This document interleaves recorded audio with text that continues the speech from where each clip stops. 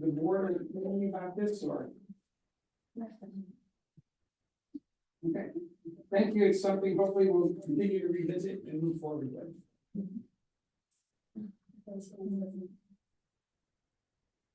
I was like hearing my person. No worries.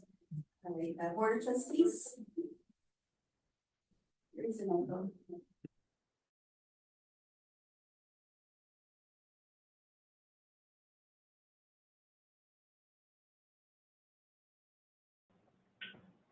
Does she work? Okay, good. Yeah, it sounds better. Thank you. You were calling China. All right. Okay, anything from the Board of Trustees? Nothing? I attended a middle school wrestling tournament. I think they had about maybe 150 wrestlers, and that was actually really nice. And ASB students went and helped run the table, so it was a really nice collaboration at the middle school. And I'm just attending basketball games. They're so fun. As I see the community all involved, and so it's really nice that we have these little for Corcoran, the size of Corcoran, we have small events, and then there's a lot of participation. So I'm really happy to see that. So it was fun to be there, and so happy to be back too. Thank you. Hope everybody had a really good break. The Kings County Board Association's representative. We need to discuss who would love it to take it over. Anybody interested? No? I can do it if You want it? we don't have any other takers. Unfortunately, we haven't had a lot of meetings since I joined. We did a few meetings last year, and then this towards the end of the year, we haven't had any, and so you'd like to take it over? I can do that. Okay, perfect. Patty. Thank you. Corcoran Faculty Association, CFA, CCFA. Nobody online? No. Okay. How about California School Employees Association? No. Okay. Other reports, TK College and Career Collaborative intend to participate. Charleston? Yes. In your packet, there is a signed document our intent to participate in what everybody refers to as TKCCC. So what it is it's a collaboration between schools and, excuse me, and schools in Tulare and Kings County and the county offices of ed. It's a group that gets together to help facilitate our CTE incentive grant, our strong workforce program, and also looking at making sure that we are employing strategies within those CTE programs that help our students become college or career ready, depending on what that program is. So it's been a very positive group to be a part of. I know Ms. Gomez is our representative from the high school, and she's actually been in the chair of it for a couple of years. So it is a very productive group. It brings a lot of resources that are a little bit more, they're more challenging to get to if it's just individual sites. So the consortium has been a very good thing to be a part of, and this is just our intent to continue participation in it. Okay, thank you. Public comment. Members of the public wanted to provide public comments on items listed on tonight's agenda. We recommend you fill out a public comment form on the table in the forum and hand it to Gina Gonzalez before the item comes up on the agenda. We recommend you complete a separate form for each agenda item you want to comment on. Members of the public providing public comment, please use the microphone on the podium in the middle of the boardroom. I have one public comment. Mary Gonzalez. Go ahead.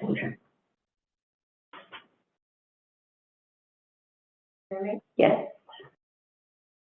Her name is Mary. Mary, you may have to push the button, Mary.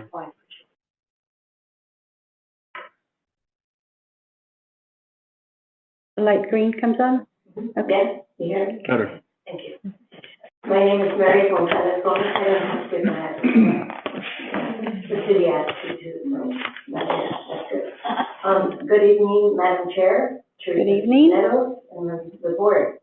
I'm here tonight to provide you, the school board, with information that you may or may not be aware of. numerous rumors have been circulating throughout the local schools, our community, and around the county. These rumors have surfaced regarding the recent and sudden absence of our school superintendent, Mr. Andre Pacina. Corcoran School District staff and administrators have reached out to me, as well as community, and they've expressed sincere concern with the fact that the school district superintendent, Mr. Andre Pacina, has not been available and has not been in his office for months. The Corcoran community has expressed concern that the school board has not announced why the superintendent is no longer at the school district office. These concerns have turned into rumors. The rumors have turned into gossip. And now the rumors and the gossip have turned into doubt, assumptions, hearsay, and opinions. Recent rumors are questioning what the school board is trying to hide and why. Board members, you know me, and you know that I am a strong supporter of the school board. I am here tonight to humbly let you know that there appears to be a climate of doubt and of urgency that has surfaced throughout the local schools and community. I ask you to consider providing the information that you can provide to our school staff, to our parents, and to our local community. As a former Corcoran Unified School Board member, I clearly understand that a personnel matter must remain confidential. If that is the case, then I ask that you do share what is permissible to the public. And I thank you. Thank you.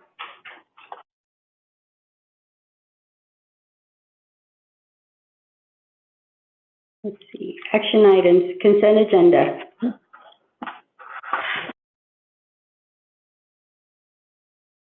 Any discussions on the consent agenda? No. Do we have a motion to approve the consent agenda items? I motion to approve. I second. Roll call. Sandra? Aye. Valerie? Aye. Sammy? Aye. Patty? And I. Administration, consider the approval of John C. Freeman's proposed bell schedule. Kathleen C. Fuentes?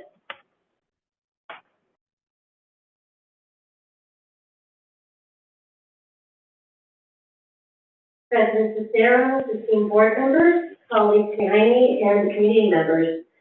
Good evening, and for those of you who don't know me, please allow me a moment. My name is Dr. Kathleen C. Fuentes, and I'm principal of John C. Fremont.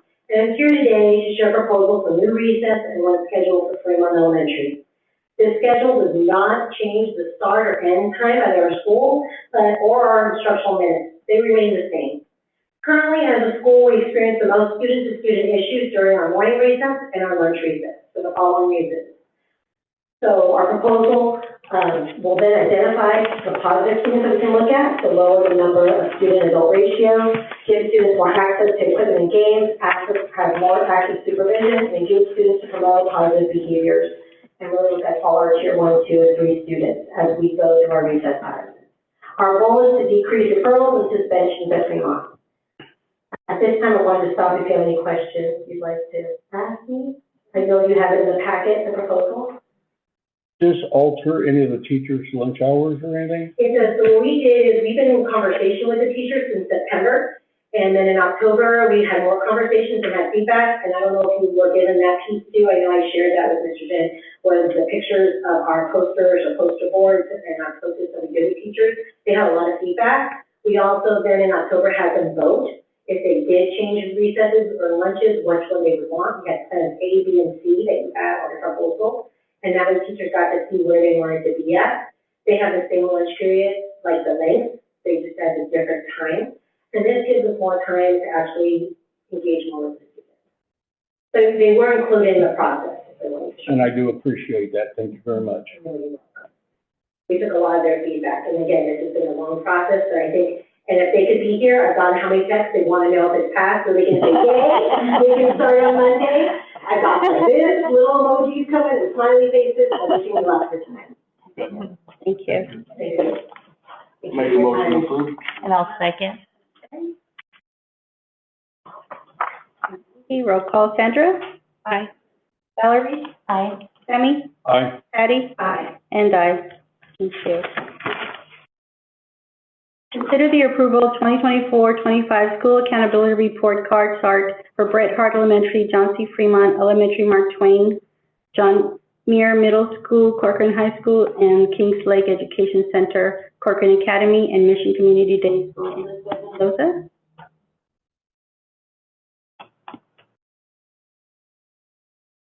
Good evening. So the SARCs, or the School Accountability Report Card, are state-required annual reports that we must publish on a yearly basis by February 1st. And it provides key information on the condition and the performance of the schools for the previous year. So in this case, it's 23-24. And all of our SARCs are posted on school and district websites. They are also, parents are also sent a flyer with the information on where and how they can obtain a copy if needed. And we do have to provide all documents in English and Spanish, so those are also available. And a link to our SARs are also sent to CDE for confirmation.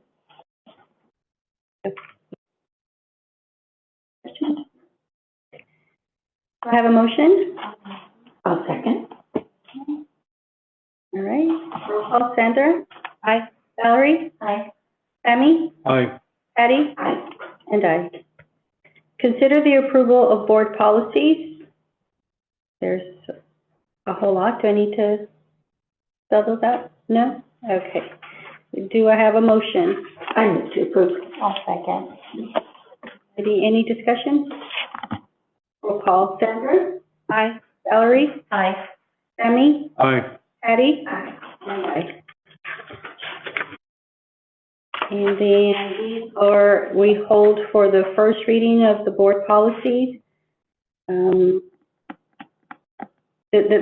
So I guess that was voted for both, right? For No, the, this is just the first reading this time, and then the next meeting, these would be approved. okay, You so, don't have to take. so that. we just, Read those ones out, Madam President. yes, I will, later after the meeting. Is there anyone in particular you'd like to discuss? Nope, I just want the public to know what we're looking at. Okay, so I'm going to try to be brief here, okay? So 0410, non-discrimination in district programs and activities. 0460, local control and accountability plan. 0510, school accountability report card. 1250, visitors and outsiders. 5144.1, suspension and expulsion due to process. 5145.3, non-discriminatory harassment. 5145.7, sex discrimination and sex-based harassment. 5146, married, pregnant parents and students. 5147, dropout prevention. 6112, school days. 6142.92, mathematics instruction. 6152.1, placement of mathematics courses. 6174, education of English learners. 6200, adult education. 9012, board members, electronic communications. 92923, filling vacancies. Very good. Resolutions. Consider the approval of resolution number 1391, Kings County Investment Policy. Danielle? Yes, good evening. Included in your packet is the resolution for the Kings County Investment Policy. This comes to the board annually, and it is required for all school districts within the county to adopt or approve the investment parameters that are set forth. The policy has been reviewed and approved by the County Treasury Oversight Committee and the Board of Supervisors. Any discussion? No? Do I have a motion? I motion to approve. I'll second. Roll call. Sandra? Aye. Valerie? Aye. Sammy? Aye. Patty? Aye. And aye. Presentations. Unaudited actuals report. Is that the 6:30? Okay. Yeah, I think Is she on? Okay. Very good. Good evening. Good evening. Do you want me to just jump right into it? Okay. Yes, please. I'm Heather Rubio, partner at Christie White and the lead partner on this audit. I'm going to go over just kind of a high-level overview of the audit report, and then I'm open to any questions. I like to use page 76 of the audit report as a good summary page. I also want to note that this is our first year doing this audit and us working with the district. And in doing that, an audit can feel even more overwhelming, right? Because we're really trying to get to know you. So to top it off, I want to say the district received an unmodified opinion on the financial statements. And on page 1 of the audit report, it goes into our audit opinion, and we say we agree with all the numbers. So the numbers you received and you approved as a board, I think, if I'm correct, late September or early October, depending on when you got them, the unaudited actuals, those are the numbers that we are auditing. And we believe that those numbers presented to you were correct in all material respects. And so we had no audit adjustments to those numbers. So an unmodified opinion is the best opinion you can get. But how do we get that opinion, right? What do the auditors do to make you feel comfortable with that? Well, the audit, we audit a number of areas. First, we look at the controls over payroll and HR, which is the biggest expense for a school district, your cash disbursements and all your contracts. That's your public contract code and any other item that's not payroll and benefits. And then third, we're looking at the money coming in. So that's all the cash receipts. That's all the money you're getting from the state and federal government, your local control funding formula, all those calculations. And we are doing a number of procedures every which way and pulling samples to verify that. In addition to that, we are also looking at those balances. So if you say cash is 10 million at the county treasury, we are verifying that $10 million is at the county treasury and that you have a process to reconcile that monthly and report it appropriately. And I'm happy to say that over that process, that internal control over financial reporting, we found no material weaknesses or significant deficiencies or instances of non-compliance, which is great. So we agree with the methods the district is using to account for those numbers. In addition, because you are a school district, you're getting money from the federal government, and we are required to audit those programs, and we select them every year. Those change. The ones that were selected for this year, the program was your ESSER and GEAR, your Education Stabilization Funds. And for that, it's really expenditure heavy. Did you spend it on allowable stuff? And then they are pretty specific on what you can spend that money on. There's not, it is what it is. And you have to account for that. So if you say these salaries are charged, you have to sign off and show that these salaries worked on these programs. In addition to that, there's reporting requirements and how timely you spend money. So you have to spend the money within an allowable time. And I'm happy to say we did not identify any material weaknesses, significant deficiencies, or findings, and you have an unmodified opinion. So that is great news. The third audit you're subjected to is by the state, one of the hardest areas to get a perfect score in per se, for a number of reasons. The state audit guide changes every single year. It changes whenever there's new legislation or you guys receive any money from the state. There are a number of procedures are added. Good examples are your ELOP program, that's the Extended Learning Opportunity Program, and your Prop 28, the Arts and Music. So those procedures were being developed as you were implementing the programs. So very, very difficult to get what I would call a perfect score. You have to really just ask the questions, be on top of it. And this involves all departments, not just your financial. But I'm happy to say that you did well. No material weaknesses, no significant deficiencies, no audit findings, and an unmodified opinion. So great job. And I also want to add on this audit that this audit did come to us a little bit later on our schedule, but the district did a remarkable job, impressive really, on providing the items timely and having all the support there. And we were able to do this audit within the timeline. So it was, we appreciate the staff, and it takes the whole district to work to provide these items, and it showed. So they did. And you had a great leader in that too. Can I answer any questions? Nope, no questions. Just thank you so much for taking the time to do that. And again, thank you to the district for doing such a great job. Appreciate that. I agree. Thank you. Okay. Let's see. All right, business. Consider the acceptance of the 2023-24 audit report. Danielle Alvarez. So each have received the printed copy of the audit report, and then that's what Ms. Chatterfield just went over as well, and so included in the packet that was in the agenda is the full audit report as well. Any discussion? No? Do I have a motion? I motion. Roll call. Sandra? Aye. Valerie? Aye. Sammy? Aye. Patty? Aye. And I. Future agenda items. I have something. So I guess during the, prior to the winter vacation, the security team did some rotation with staff. Back in October or November, we asked the district, well, me specifically asked the district to evaluate the security concerns at every school site, and that has been done. I'd like some type of feedback. I received quite a bit of feedback from staff at several of the sites, but I'd like a survey conducted with the staff to determine how that went and what our next step is going to be as far as making sure that all of our kids are safe. And I would like that sooner than later, please. Very good. Thank you. Alrighty, set for regular board meetings on February 2nd, 12th, February 26th, March 12th, and March 26th, all at 6 p.m. Okay. Identify closed session topics. The following topics have been identified for closed session: student matters, confidential with legal counsel, and personal matters. Public comment on closed section items that after we come back? We don't have. Okay.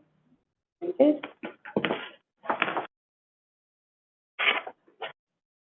Therefore, being none, I can have a motion to adjourn to closed section. Just go to closed session. Okay.